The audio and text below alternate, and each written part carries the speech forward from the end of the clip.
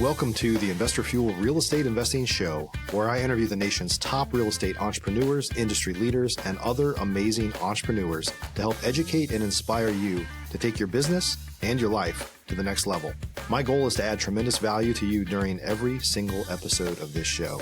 If you get value, I'd love it if you subscribe on your favorite podcast player, subscribe on YouTube, and my very favorite, please share this with your community so we can impact even more entrepreneurs.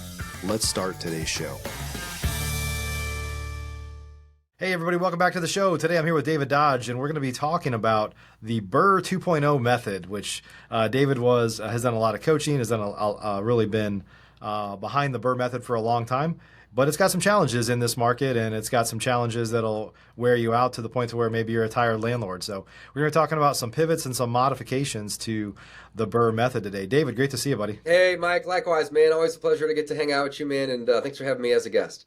Yeah. Excited to catch up today. And I think you're feeling the pinch that a lot of investors have felt is, rentals they sound great academically. I've got a portfolio too, and I tell them like I hate them, but I just tolerate them.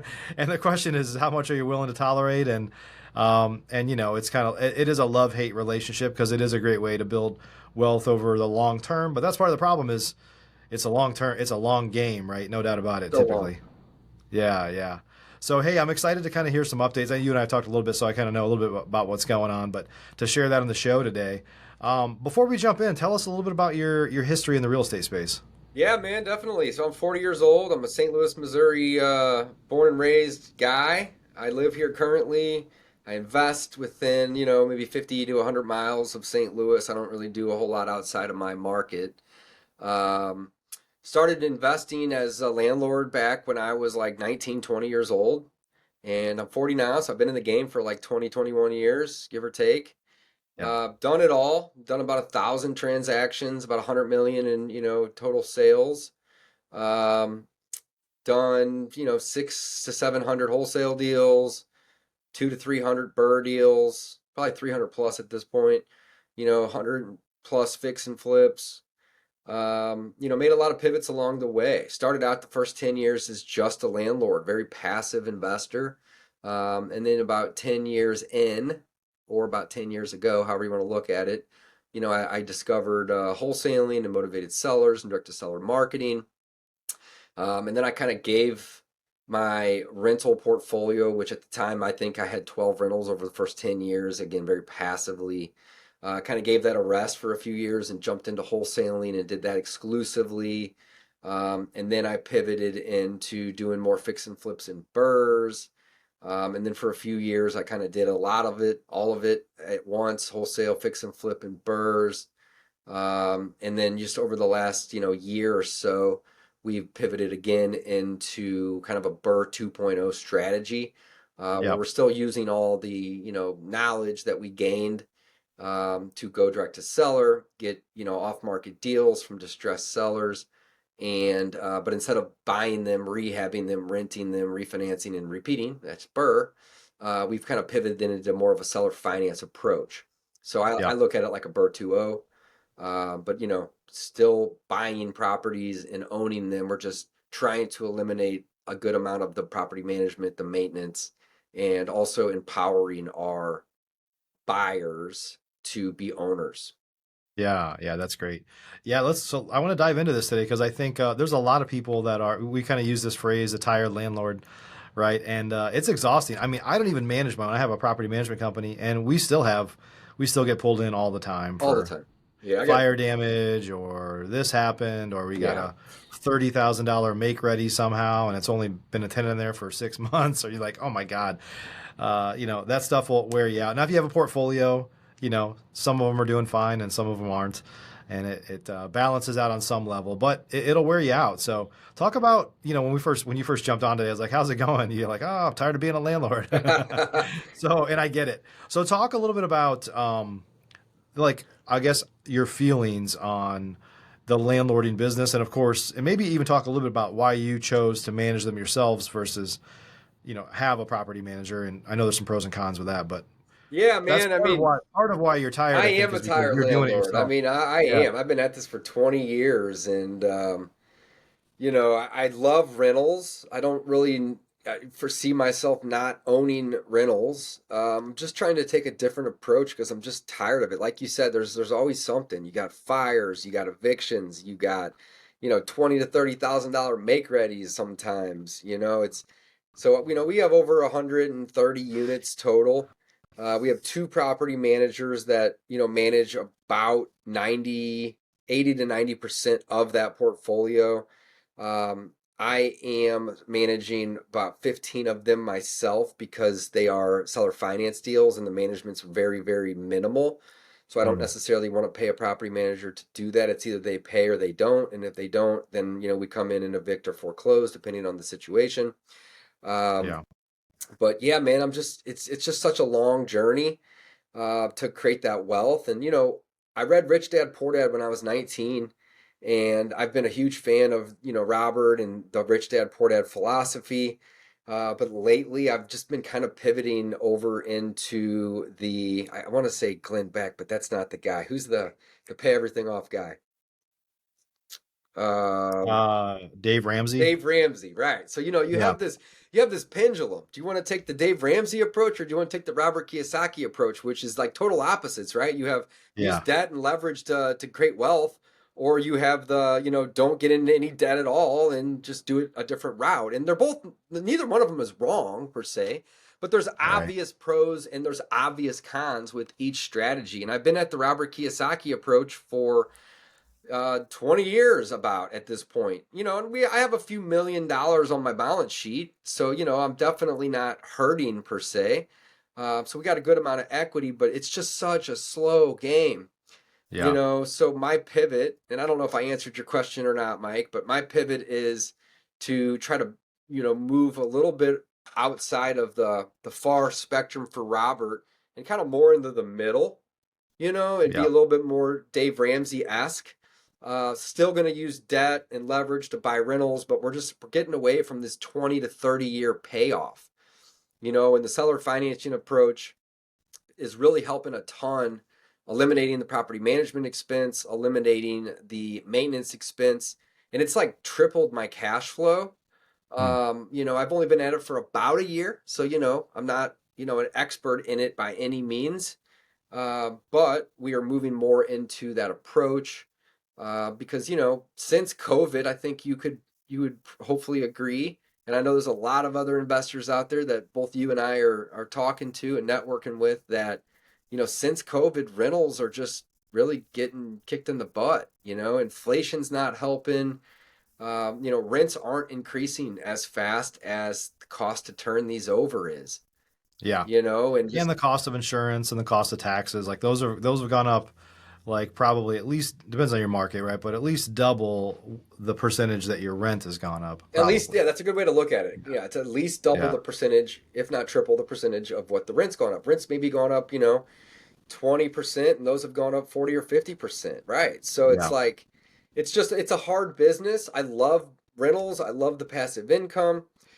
So, we're not exiting the rental game, but we're just kind of finding a new approach to where we can still own properties, but we're eliminating some of the expense. Yep. And, we're also getting an interest rate on them. The great thing about the seller finance approach, and everybody does it a little differently, and that's fine. But the reason I really like it is I mentioned that I'm eliminating a good chunk of the maintenance and the property management. Number one, but number two is I'm basically able to sell these properties at full retail, even though they might still need 10, 20, 30 grand worth of updates to get the full retail because Right. we're selling them on terms. We get a Yep. down payment. It's not a deposit. It's a non-refundable down payment, which is also pretty cool. And I'm creating myself an interest rate on the debt that I'm giving them. So, if I buy a property for 50 grand and I sell it for 100, I'm going to have underlying debt on that first 50 grand with either a private money lender or a bank. And I may or may not arbitrage a couple of percentage points on that first 50 grand. And that's okay, even if it's zero. But on that second 50 grand, I'm charging, 9, 10%, sometimes more, but usually it's about 9 or 10%. And I don't really know the best verbiage for that. I just call it the overage. But the goal here is to try to get like $20 million of overage that I'm collecting 10% on. which Hmm. essentially is like having $20 million saved in a CD that's paying you 10%. And I don't even think there's a CD that pays that amount, but that's No. the best way to kind of describe it in my Yeah, yeah, little brain here, yeah. So, but yeah, I'm Yeah, there's really pros and liking that cons. Like approach. the pro is well, it's not guaranteed payment, but you do eliminate, like you said, property management, you eliminate the taxes, you eliminate the turnover unless you have to evict or whatever, right? Of course, the You do. offside of that is you miss out on the depreciation, you miss out on the appreciation, I guess, unless you take it back, right? But there's definitely some balances there. There is, and now, yeah, I mean, I don't depreciate the ones I seller finance. We actually, with our accounting team, we break those payments down into principal and interest payments. So I do send my buyers a 1098 at the end of the year so they can offset their taxes with the interest expense, and then I have a taxable income on just the interest expense. So I do lose out on a little bit of the depreciation. However, if I do have to evict or they just want out and we mutual release, I can then turn around and resell it and collect another down payment. So pros and Yeah. cons. Yeah, yeah. So talk about how to convert the tenants, because I've so and I'll say this: I have a rental portfolio here in the Dallas market. A lot of them I've had for a long time. A lot of them don't have debt on them anymore. I wish I'd refinanced them when they were like 3.5%, but I didn't. But I just have a lot of equity, almost 95% equity on my portfolio or something like That's that. amazing. But we still have there's still some days that aren't fun, right? But I've always wondered. My intention ultimately is to owner finance them off. That's kind of my plan. Because if I sell them as a package, I'm gonna have to sell it at a discount. They're gonna be beating me up on deferred maintenance and all that. And just like you said, I have an owner finance portfolio as well. And so for all of those, I think all but one, I just sold them as is and let them fix it up, and it worked out for the same reasons you said, right? So, but I've thought eventually when I sell my rentals, that's how I'll do it, is I'll owner finance them. And I've talked to my property manager before, who manages a lot of, I mean, he has nearly 1,000 units himself, so he's got a lot of doors. And we've talked about like are our tenants the right buyer for a note? And I know you said you've converted some people, but what are you seeing? Like, how hard is it, and how much does it make sense to convert a tenant into an owner finance buyer, or is that rare and you just have to go find somebody else to buy it? Yeah, and that's a great question. I think it's going to vary amongst different investors and different markets and different price points. I mean, lots of variables there, Yeah, right? But yeah, I personally have had really good success buying properties that are tenant occupied, and then going in and telling the tenants, hey, I'm obviously going to honor the existing lease. I have to, and I wouldn't even try to do anything different. However, after the end of the lease, I'm not going to renew it. I don't really want you to leave. Not telling you that you're going to have to leave or that I'm going to kick you out, but I don't really want to be your landlord. So if you want to stay in the home, I'll sell it to you. No credit checks, no down payment. You stay in the home. We give you a new payment, but that payment is going to include principal, interest, taxes, and I also charge a sewer bill because it's a super lien here in St. Louis. Um, and if they want to stay, then they can become a homeowner, and it makes it really easy for them to do so. And if they don't, then I just don't let them renew, and they can move yeah, along. And then I do just list it online, Facebook Marketplace, MLS, Zillow, so on and so forth, yeah, as a seller finance deal. And then I just find that particular buyer. So in the last 12 months, I think I've done 5 or 6 where I've literally bought tenant occupied and I've converted them into buyers, which has been great. I probably had an additional 4 or 5 that were rentals that turned over. They didn't want to do that, so they left, and then I just found a new buyer for those properties. And I'm not typically asking for crazy down payments. If they're living there already, I don't require any down payment. I want to make it easy for them. right. I want to remove the complexity or the obstacle, I think is a better word there. But if it's a property that's vacant and I'm selling it to a new buyer, I'm usually asking for like 3 to 5 grand down. There's been a few I've done 10, 15K, nicer higher end houses. But anything under 100 grand that needs a few $1,000s worth of work, I'm not typically asking for more than like 5K.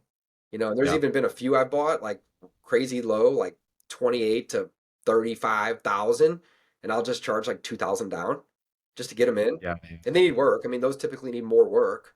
right. But just like anything, you're gonna have headaches. You're gonna have pros and cons. Like just pick your hard, right? You've heard that a million That's times. right. Yeah, So the downside to the seller finance that I have found and there's obvious downsides on both sides of this. But sometimes these buyers will want to move in before they get occupancy because I'm not getting it. And you have to kind of manage that. And you have to get in there and you got to be firm and you got to say, hey, your agreement did not allow you to move into this property before you did the repairs and get the occupancy. And you did.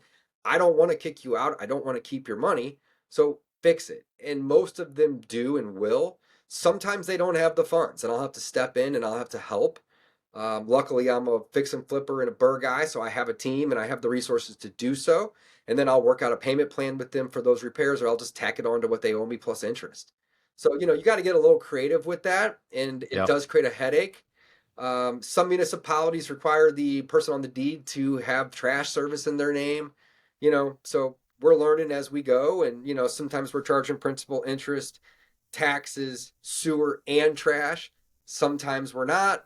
We do require that they have their own insurance. We don't strongly enforce it, but it is in the contract for deed that we use, stating that it's their responsibility. We also have a landlord policy on it to cover our, debt and just, cover our own rear end. So there is a little bit of complexity here. However, the way I weigh it, trying to make sure my verbiage is appropriate here. The way I weigh it is that I would much rather have those problems of having to kind of manage the tenants a little bit in the beginning than having all the maintenance calls and 8 to 10% property management fees and Right. $5,000 to $7,000, which is pretty minimal actually, turn costs. Yeah, yeah. You know, When so you talk to your tenants about possibly, are you doing that like 30 days out before their lease ends, or is it typically further out, or is it? no, I mean, I'm doing it right away. So if I buy a Okay. house today and there's still 4 months on the lease, I go to them and I just say, hey, I'm the new owner. My name's Dave. Here's my cell phone number. Here's my office address. I'm happy that you're the tenant, and obviously I'm going to honor the agreement, but I'm not going to renew it because I don't really want to be your landlord. Guess what? If you want to buy this home, I'll sell it to you. No credit checks. I don't care about your tax returns or any of that stuff. Here's what I'll do. I won't even make you put a down payment down, but obviously, what's the Zestimate, give or take? If we're going to go with that number, that's what we're selling it to you as, and we'll Yeah. adjust the Of course, payment. you got to check this estimate before you say that, right? Just in That's case. right. And it's not always a Zestimate, but I mean, that's a good rule of thumb for retail esque or ish. Yeah. Yeah, definitely. But what I've found is, and I've maybe had one person that I bought occupied that didn't want to be the buyer, but they agreed to pay me $500 more a month because they were drastically under market. And it's like, I already have, 70 rentals. Okay, I'll do that. Like, so I'm not 100% moved over, but I'm like Sure. 95, like way high, a big, big percentage moved over to that strategy.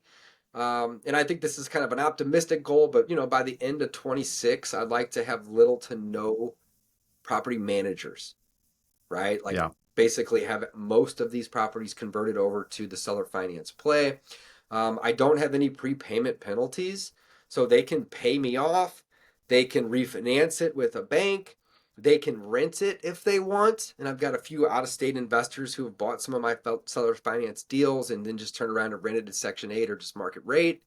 The only thing I do have is I don't want them paying an extra $47 a month every month because I'm not a servicing company. I don't want to manage that. So I basically just tell them, hey, I would like to see at least 2 grand in principal only payments.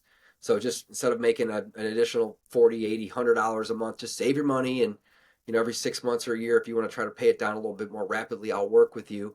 But, bring me a substantial principal payment. And I'm Yeah. flexible with that number. But, I tell them, bring me at least a couple thousand. And we use amortization tables and we have a little CRM that we use that allows them to, pay their rent with ACH, credit card, debit card. We also accept Cash App, Zelle, Venmo. I mean, we're Wow. Yeah. easy, Yeah. make it real I easy for them to For pay. my notes, I've definitely used a servicing company, and I learned along the way that because the servicing company, I put that you're in the first one, you're responsible for paying. This is probably 10 years ago now, the $30 a month servicing fee, and then they raised it to 40, and then they raised it to 50. So then my second note, I was like, well, you need to pay, you need to you're responsible for paying the servicing fee, whatever it is. And Right. so if they raise the price over time, it's not eating me up. But that way, I'm just out of it. None of the payments are flowing through me. Of course, now we got to manage our servicing company, which isn't. We have challenges with it too. But for the most part, we're out of the middle of it. Yeah, I only have 18 right now, of Yeah. the 80-ish properties that we own, 130-ish doors. I only have 18 because I've only been kind of moved into this strategy for, a little under a year. And it's manageable. Yeah. It's half an hour a day at most that I have to Hmm. do it. And I think that it's probably something that I could do, up until I'm at 50, 60, 70. And then at that point, we may, move it over to something along those lines. I know a lot of people do use servicing. They build their tenants back for that. I'm just still trying to learn the whole thing. Yeah. So to me, The it's like, benefits are they escrow the insurance, they escrow the taxes, and so they're kind of handling all that, and you don't have to. And I correct. think even a traditional mortgage, people are paying a servicing fee for a traditional mortgage too. So it's like Yeah. it's Absolutely. not like And I'm sure I'll alien, move into that, maybe Yeah, sooner than that, right? But as of right now, it's pretty simple, I mean, we use a Google spreadsheet and we have a little CRM that's a property management system. It's yeah, not a big one like Appfolio. It's a smaller one, but it's simple because there's no maintenance requests, and I don't need any of that stuff. And then we right, manage the amortization tables, which really is not a daily or even a monthly thing. It's just every couple of months we'll log into each one and update it. right. So it could be better, but it works for now. And Yeah, yeah. yeah, So David, let's talk about the financing side. So you're raising generally, is it private money that you're doing the acquisition with, and then you're just kind of arbitraging that yeah, it's when you sell them always off? private or hard money on the acquisition every time. I mean, that's how I've been doing BRRRRs. I've done about 300 of those over the last, 7, 8 years. So Yep. it's always private or hard money. But if you know you're going to own or finance, are you using hard money for that, like over a 5, 6, 7 year period? Not long term, no. So Yeah. it's private or hard money to acquire. I'm not really Yeah, I see. using hard money beyond like 4 to 6 months. I mean, I'm Yeah. refinancing it with a bank or a local credit union. I do have a handful of private money lenders that will do 5 to 7 year fully amortized loans. It's 12%, but it's 5 to 7 year fully amortized, and most of my banks don't really want to do that. I've also packaged together 3 to 5 properties at a time, and gone to a local bank, and I can get a 10 or even a 15-year fully amortized loan. The rate varies, of course, every 3 to 5 years, but it is fully amortized over 10 to 15 years. I'm really just trying to get away from the 20 to 30-year pay downs on Yeah. these rentals. I mean, that's another pro to the strategy. It doesn't always work with a 250K house, by any means. Our average price point is probably around 80 grand. I have a handful that are, high 20s, low 30s, and I have a handful that are, 150-ish, right? Yeah. But the St. sweet Louis is spot, one of those pretty affordable markets still, right? it is. Yeah, the sweet spot I would Yeah. say is probably between 40 and 60, which I know is kind of low, but it allows me to pay these off in 5 to 7 years while selling them over a 30-year term. Yeah. That's great. So, what are you doing? So, what do you? Obviously, I know you have some students and stuff now too. Are you were teaching the kind of Burr 1.0 method for a long time, and I'm sure that just like most of us that do coaching and stuff, you often talk about, well, here's what I'm doing. I mean, people want to follow suit. So, are you teaching this to your students now as well? Like, Yeah, if a rental absolutely. doesn't work, Yeah, most of my students are new. Not all, but most are new. They're typically starting out learning direct to seller marketing and how to find off market properties, and understanding what distress is, and learning that approach. So I really teach people how to acquire properties at good deals. And then from there, if they want to wholesale those deals, I'll teach them that. If they want to fix and flip those deals, I'll teach them that. If they want to do traditional BRRRR 1.0, we're still doing some, very little, but some of that. And then yeah, I'm obviously encouraging them to learn this new 2.0 seller finance strategy. The BRRRR 2.0 is kind of what I like to label it as. Some people just call it seller finance, whatever. So, all in all, but at the end of the day, and I think you would definitely agree with this, I mean, none of it really matters if you're not getting a deal. oh, for sure, You yeah, got to learn how to get a deal. And again, a lot of my students are new, and they come in wanting to do wholesale or wanting to do fix and flip or wanting to do BRRRR, whatever, right? They don't typically understand that, hey, if you get a really good deal, you have a lot of options here.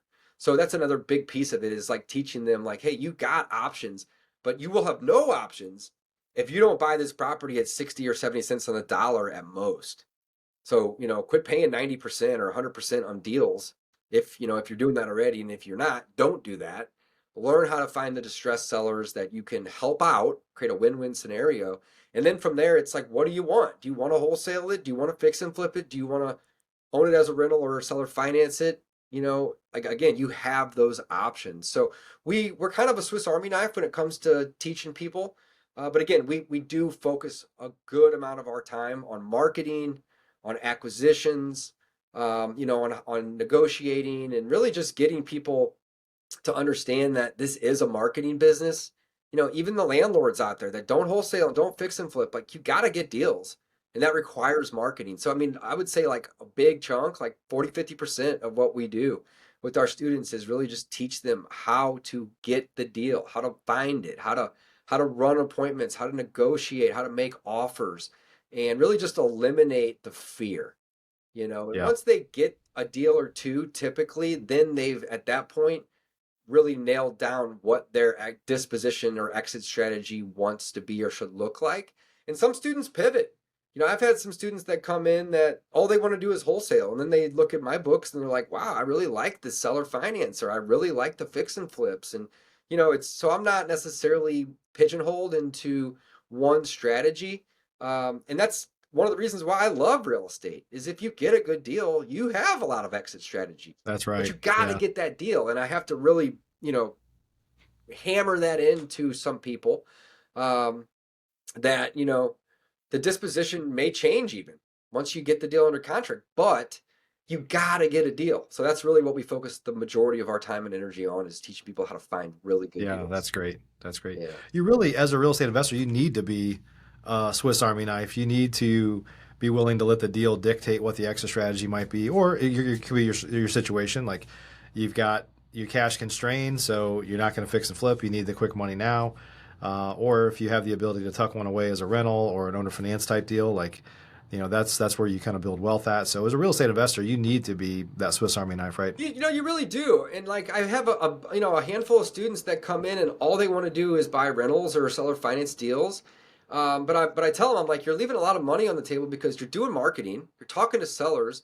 And if you get a property in a zip code that you don't want to own rentals in, but you can get it at 50 cents on the dollar, why would you not get it under contract and wholesale it and make 10 or 20 grand? And then they're like, well, yeah, I guess that does make sense. And then they do that. And they're like, well, now I have another tool in my belt. Yeah. So, I think, nothing wrong with anybody that's just coaching, pigeonholed, like just do rentals, just do fix and flips, just do wholesale. Nothing wrong with that. I just think that's inefficient. Like, you're like, at the end of the day, you need to learn how to market, find distressed properties, and get good deals. And if they don't fit your buy box, you can still make money on those, you Yeah, know? So absolutely. it's like, I try to give people the big picture, but again, we really focus on acquisitions and getting the deals. And sometimes people will have an idea with the property and then they close on it and the idea changes, but it's a good thing because they get paid quicker or they make more money because they're learning about options, right? You got to have Yeah, options. absolutely. Yep. David, thanks for giving us an update and sharing what you've been working on. Thank you for having me, Mike. Much Yeah, appreciated, yeah. man. Hey, if folks want to connect with you, where can they go? Yeah, definitely, man. Follow me on Instagram, David Allen Dodge, DavidAlandDodge is my full name. Or you can check out my school community. It is reiskool.com. It's real estate school. We do coaching, and again, we do it all in terms of different strategies. But again, highly emphasized on acquisitions and learning how to buy. But yeah, it's very very affordable, no long term commitments, and yeah, I'd love to work with you. So check Awesome, it man. out. Great to see you. Thanks again. Thank you, Mike. Yeah. Hey guys, you got to pivot sometimes in this business. Like, over time, interest rates change, market changes, you and your goals change, your family changes, your age changes. We can't stop that. And over time, you just got to be willing to pivot. I mean, at the end of the day, that's, as entrepreneurs, you got to bob and weave or do whatever it takes to kind of make it happen. So keep that in mind as you're growing your business. Thanks for joining us today. We'll see you on the next show. Thanks for joining us for today's show. You can learn more about the amazing benefits of the Investor Fuel Mastermind community, including surrounding yourself with hundreds of other rock stars, 100% financing on your deals, and members-only discounts from vendors you're likely already using that, as a member of Investor Fuel, will save you more than the cost of your membership. Visit investorfuel.com to learn more. You can also check out the show's notes for access to free resources, how to get access to world-class lead generation, and even how to work with me directly one-on-one. Don't forget to subscribe so you never miss another episode. See you on the next show.